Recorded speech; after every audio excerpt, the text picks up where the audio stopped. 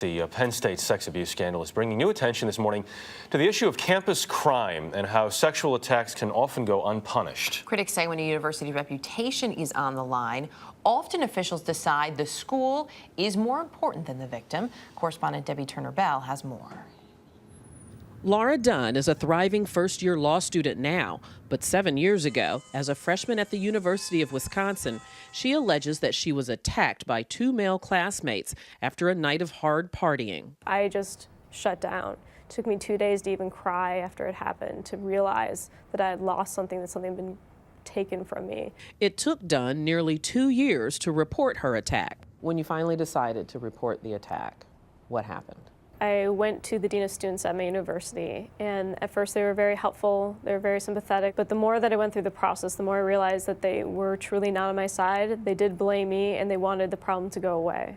In a statement to CBS News, the University of Wisconsin responded saying, in part, "We encourage reporting. We publicize the number of reports we receive each year. It is our ultimate goal to create a safe and respectful campus community, free from sexual and dating violence." College campuses are not the ivory tower that they're believed to be. Victims advocate Allison Kiss says frequently there is what is called a culture of silence on university campuses. There are a lot of times where victims of sexual assaults on college campuses or survivors don't get the justice that they deserve. So when crime happens on school grounds, whether a sexual assault or incidences like the alleged sex abuse scandal at Penn State, victims like Dunn argue colleges often coordinate an effort to cover it up. It made me realize that things still haven't changed. Universities are still protecting their own sports programs, are still denying that sometimes their athletes, or in this case their coaches, are committing pretty heinous crimes. And it's scary. Many believe all too often colleges are more concerned with their reputations than a victim's justice.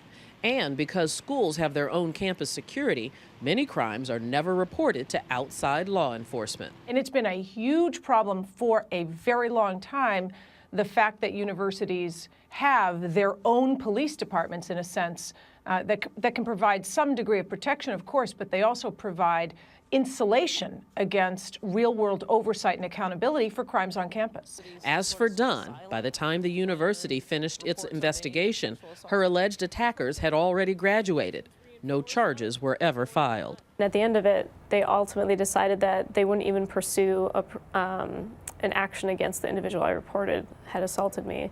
Allison Kiss says the high-profile Penn State scandal, while tragic, may finally be giving campus crime the attention it deserves. So something I hope comes out of this is that we'll see some Division I male athletes or coaches stand up and say, hey, this isn't right, this shouldn't be happening, and we're going to speak out against this. Because until that happens, I don't think this problem will go away. Debbye Turner Bell, CBS News, Baltimore, Maryland.